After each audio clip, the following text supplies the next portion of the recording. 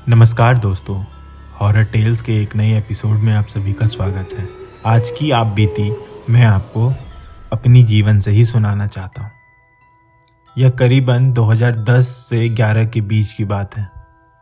उस समय मैं और मेरा दोस्त राहुल अक्सर केकड़े पकड़ने के लिए तालाब जाया करते थे और अक्सर बारिश के वक्त रात में केकड़े ज़रूर निकलते हैं।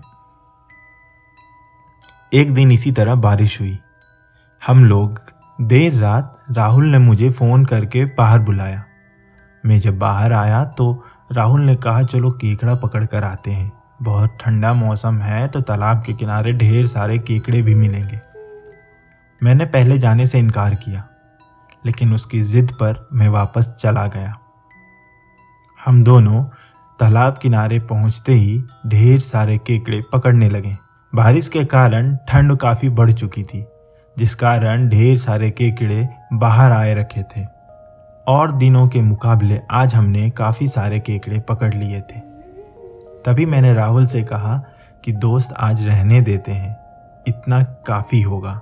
लेकिन राहुल की लालच बढ़ती जा रही थी। उसने कहा कि थोड़े और भर लेता हूँ। उसके बाद वह फिर से केकड़े पकड़ने में मगन हो गया। अचानक से मेरा ध्यान तालाब की ओर गया तो मुझे तालाब के पानी में ऐसा लगा मानो कोई उस पानी के ऊपर खड़ा हो। कहीं से कोई रोशनी का स्रोत नहीं था, लेकिन फिर भी चांद की रोशनी में मुझे वह परछाई दिखाई दिया। पहले तो मुझे लगा ये मेरा भ्रम है, मैंने उस पर ध्यान नहीं दिया। उसके कुछ देर के बाद अचानक से मेरे पीछे एक ठंडी हवा का झोंका सा चला। मैं सिहर सा गया और मैंने तुरंत राहुल के बगल में जाकर कहा कि भाई यहाँ कुछ है। तो राहुल ने मुझसे मजाक में कहा, हाँ आंटी आई होंगी, रात भर तू बाहर है ना। मैंने उससे कहा कि मैं सच कह रहा हूँ, मुझे ऐसा लगा कि मेरे पीछे से मानो कोई दौड़ कर पार हुआ हो। राहुल ने टॉर्च जलाकर देखा तो आसपास कुछ भी नहीं था। उसके बाद वह फिर से केकड़ा पकड़ने लगा, लेकिन मुझे कुछ आभास हो रहा था। मैं बार बार चारों दिशाओं में डर के मारे इधर से उधर देख रहा था कि तभी अचानक तालाब से छप छप की आवाज़ आने लगी। यह आवाज़ मुझे सिर्फ अकेले को नहीं आई, यह आवाज़ राहुल को भी सुनाई दी। उसने सर उठाकर देखा तो उसे भी वही दिखाई दिया जो मुझे दिखाई दिया। राहुल ने देखा कि 2 पैरों के निशान पानी पर दौड़ रहे हैं। राहुल यह देखते ही मेरे पास दौड़ कर आया और मेरा हाथ पकड़कर कहा कि भाई तू सच कह रहा था, यहाँ कुछ तो है। उसके बाद राहुल और मेरी जो हालत थी हम बता नहीं सकते।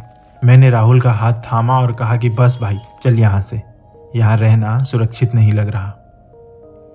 और जैसे ही हम दोनों पीछे की ओर मुड़े, वैसे ही पीछे से आवाज़ आती है, कहाँ जा रहे हो, और केकड़े पकड़ लो।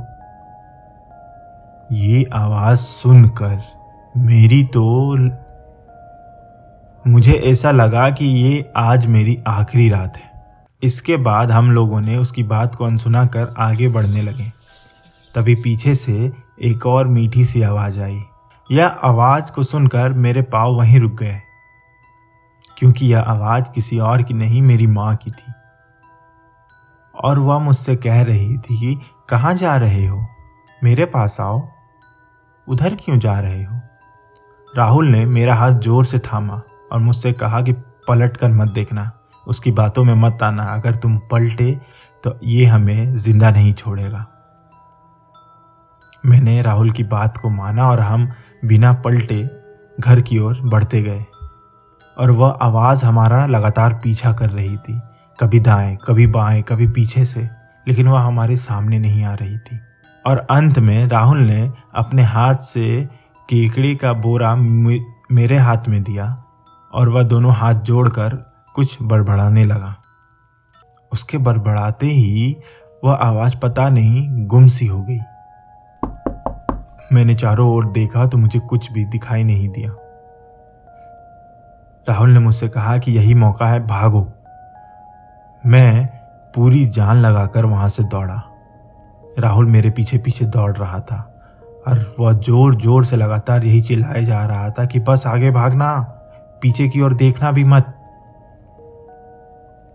हम दोनों घर पहुंचे और अपना अपना सामान लेकर चुपचाप सोने चले गए। हमने घर में किसी को भी यह बात नहीं बताई।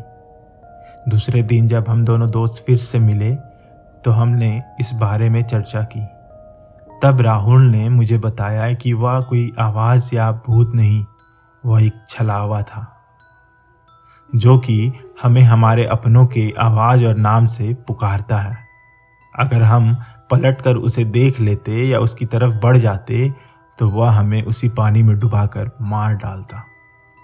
गांव के कई लोगों के साथ भी ऐसा पहले हो चुका था।